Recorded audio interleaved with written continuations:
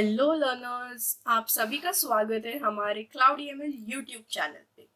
तो ये जो प्लेलिस्ट हम देख रहे हैं वो है complete SQL course in Hindi.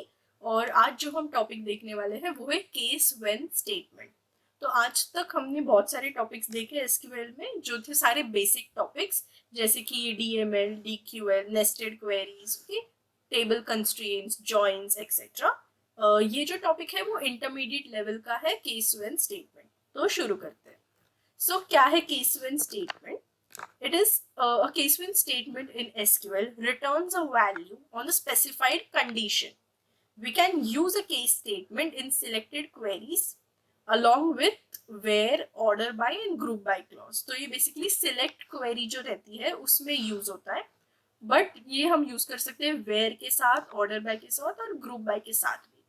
तो यूज क्यों होता है? बेसिकली हम कोई वैल्यू रिटर्न कर सकते हैं बेस्ड ऑन एक कंडीशन। ओके, अब आप तो बोलोगे कंडीशन है तो वेयर क्लॉज भी यूज हो सकता है, बट नहीं।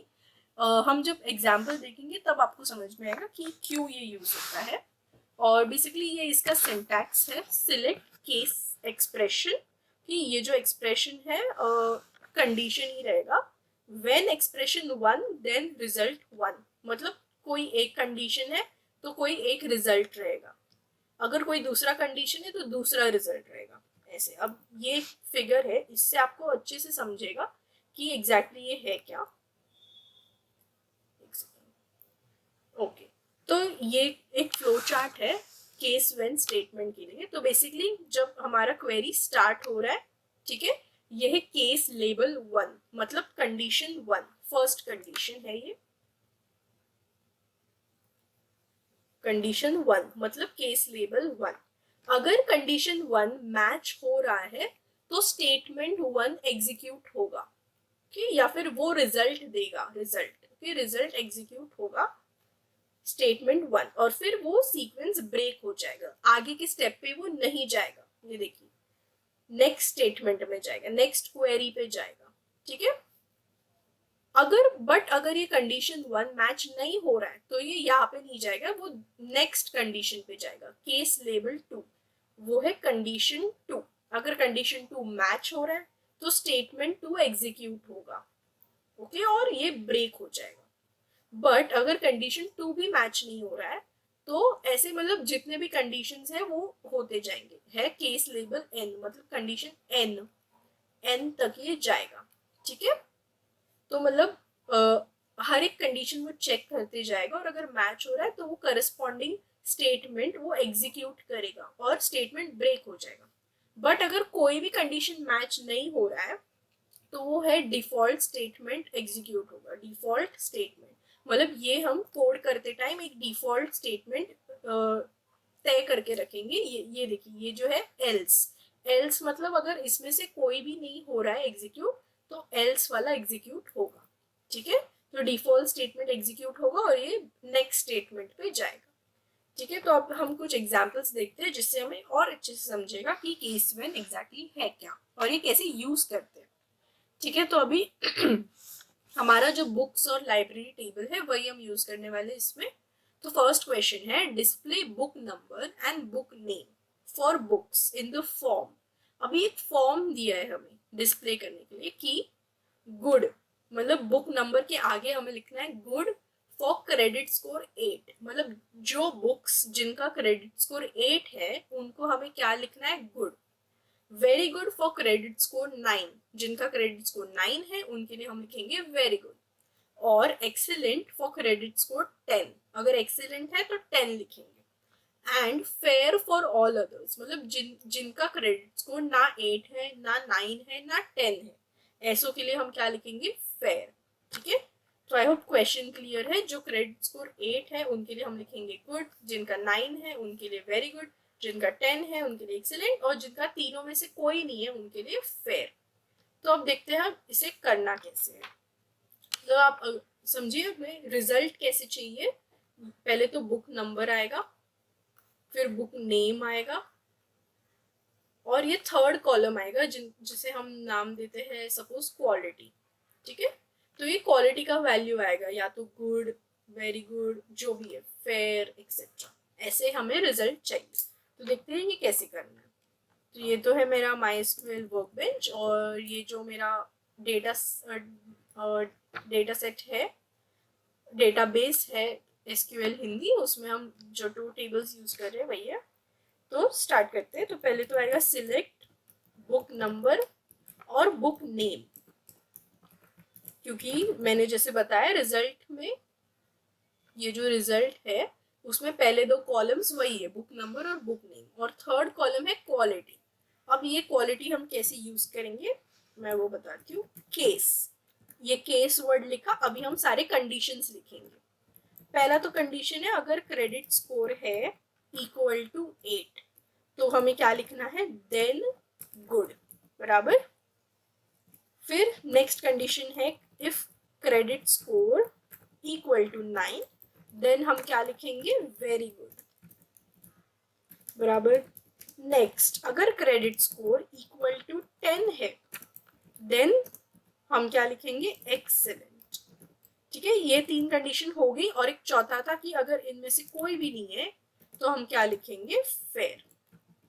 ठीक है, एल्स फेयर, और एंड एज क्वालिटी। ये क्या हुआ, कॉलम का नाम, एंड एज क्वालिटी। ठीक है, अब केस तो हो गया, स्पेसिफाई करना है कि कौन से टेबल से ये चाहिए, तो ये है बुक्स टेबल्स। तो ये था हमारा क्वेरी। पहले तो मैं एग्जीक्यूट करती हूँ, फिर आपको डिटेल में एक्सप्लेन करती हूँ। सिलेक्ट और रन। अच्छा, डेटाबेस सिलेक्ट नहीं किया मैंने, तो पहले तो डेटाबेस सिलेक्ट कर लेते हैं। ठीक है, ओके। तो आप देख सकते हैं जैसे हमने सोचा था कि ऐसा रिजल्ट आना चाहिए, वैसा ही रिजल्ट आया। बुक नंबर, बुक नेम और क्वालिटी कॉलम ऐड हुआ है, जिसमें हम देख सकते हैं गुड, वेरी गुड, एक्सीलेंट। ये क्रेडिट स्कोर के हिसाब से सारे वैल्यूज है। ठीक है, अगर आपको देखना है कि सही में ये बराबर है क्या, तो हम और एक कॉलम ऐड कर सकते हैं, क्रेडिट स्कोर, ताकि हम कंपेयर कर सके कि वैल्यू बराबर आया कि नहीं। ठीक है, तो क्रेडिट स्कोर 8 है तो क्वालिटी गुड, 9 के लिए वेरी गुड, 10 के लिए एक्सेलेंट, 7 जो है वो तीनों में से नहीं है, 8 9 10 में से नहीं है, तो उसका क्या आया, फेयर। ठीक है, तो ये था इसका आउटपुट। क्वेरी मैं और एक बार एक्सप्लेन करती हूँ। तो बेसिकली हमने तो पहले सिलेक्ट स्टेटमेंट लिखा है, जिसमें हमने 3 कॉलम लिखे, बुक नंबर, बुक नेम और क्रेडिट स्कोर, और जो चौथा कॉलम है हमारा वो था क्वालिटी। तो उसके लिए हमने तो पहले केस स्टार्ट किया। तो केस में कितने कंडीशंस है, 3 मेन कंडीशंस है कि अगर क्रेडिट स्कोर 8 है तो हमें रिजल्ट क्या देना है, गुड। अगर क्रेडिट स्कोर 9 है तो रिजल्ट है वेरी गुड, और क्रेडिट स्कोर अगर 10 है तो रिजल्ट रहेगा एक्सेलेंट। अगर इन तीनों में से कोई नहीं है तो क्या रहेगा, फेयर, इसलिए हमने लिखा है एल्स फेयर। और केस, केस चालू तो की है, बट हमें केस एंड भी तो करनी है ना रिजल्ट देने के बाद। जैसे कोर्ट में हम केस स्टार्ट करते हैं तो रिजल्ट लगने के बाद केस एंड हो जाता है, तो केस एंड करने के लिए हम लिखेंगे and and as quality. Quality क्या हमने दिया, ये कॉलम का नाम। ठीक है, और लास्ट में फ्रॉम बुक्स, क्योंकि इसे पता तो होना चाहिए कि ये सारा डेटा कौन से टेबल से लेना है।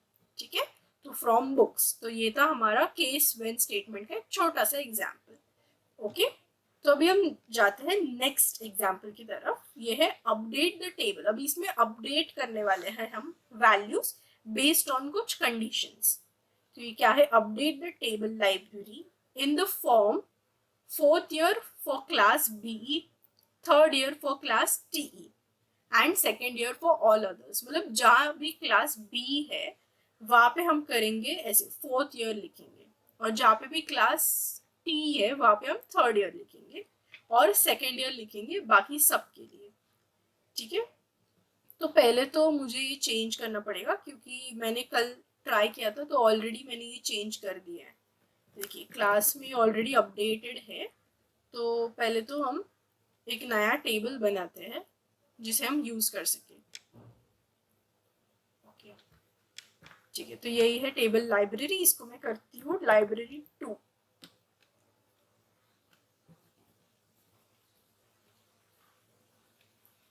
आई होप ये क्रिएट हो गया। ठीक है, टेबल तो क्रिएट हो गया।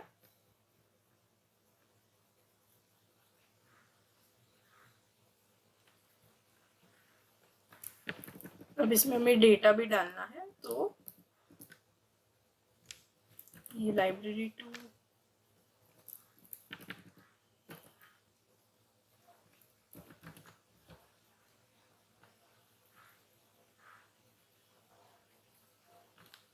ठीक है, ये 3 रोज ही हम पहले इंसर्ट करते हैं।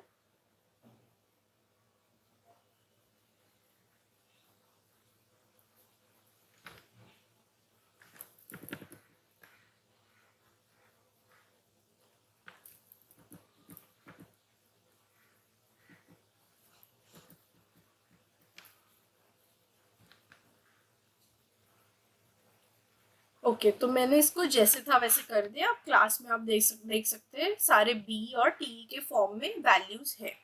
तो हमें क्या करना है अकॉर्डिंग टू आवर क्वेरी कि जहाँ पे क्लास का वैल्यू बी है वहाँ पे हमें लिखना है 4th ईयर, और जहाँ पे टी है वहाँ पे लिखना है 3rd ईयर, और जहाँ पे दोनों भी नहीं है वहाँ पे 2nd ईयर। तो ठीक है, अभी ये परफॉर्म करते हैं क्वेरी। तो पहले तो क्या आएगा, अपडेट। अपडेट का फॉर्मेट याद रखिए, अपडेट टेबल नेम। तो टेबल नेम तो है library, update table name set. हमें क्या चेंज करना है, क्लास का वैल्यू चेंज करना है, बराबर। तो सेट क्लास इक्वल टू, अभी यहाँ से हमारा केस चालू होगा। केस तो पहला कंडीशन क्या है कि when class equal to BE, then हमें वैल्यू क्या चाहिए, 4th ईयर, बराबर। When class equal to TE, तो हमें क्या वैल्यू चाहिए, 3rd ईयर। ओके, और दोनों भी नहीं है तो हमें क्या वैल्यू चाहिए, 2nd ईयर। तो एल्स क्या आएगा, 2nd ईयर एंड। ओके, अभी इसमें आपको फ्रॉम मेंशन करने की जरूरत नहीं है, फ्रॉम विच टेबल। क्यों, क्योंकि हमने ऑलरेडी बताया है ना अपडेट लाइब्रेरी, तो उसको पहले से पता है कि कौन सा टेबल यूज करना है। तो पहले तो अभी इसको रन करके देखते हैं। ठीक है, रन हो गया। अभी चेक करते हैं कि वैल्यूज अपडेट हुए हैं या नहीं। कि सिलेक्ट स्टार फ्रॉम लाइब्रेरी। ठीक है, तो आप देख सकते हैं क्लास कॉलम में सारे वैल्यूज हैं in the form 3rd year और 4th ईयर। ठीक है, तो हमने इसको कैसे किया, पहले तो अपडेट स्टेटमेंट यूज किया, update library set class equal to, क्योंकि हमें क्लास का वैल्यू चेंज करना है। यहीं पे अगर हमें बुक नेम चेंज करना होता तो हम क्या लिखते, set book name equal to, और फिर केस चालू करते। अभी ये केस क्या है कि अगर वैल्यू बी है तो क्या आएगा रिजल्ट, 4th ईयर। अगर वैल्यू टी है तो आएगा 3rd ईयर। अगर दोनों में से कुछ नहीं तो आएगा 2nd ईयर, और एंड करना मत भूलना। ठीक है, तो आई होप आपको ये दोनों एग्जाम्पल समझ आए हो। ओके, आप बहुत सारे ऐसे एग्जाम्पल्स ट्राई भी कर सकते हैं दोनों टेबल्स के ऊपर। ठीक है, तो आई होप आपको ये वीडियो अच्छा लगा हो। अगर अच्छा लगा है, कुछ सीखने मिला है, तो ज़रूर अपने फ्रेंड्स के साथ शेयर करिए, अपने दोस्तों के साथ शेयर करिए। Subscribe to our channel. कुछ भी अगर डाउट है इस टॉपिक के रिलेटेड तो आप कमेंट्स में भी डाल सकते हो। ठीक है, थैंक यू एंड हम मिलेंगे नेक्स्ट वीडियो।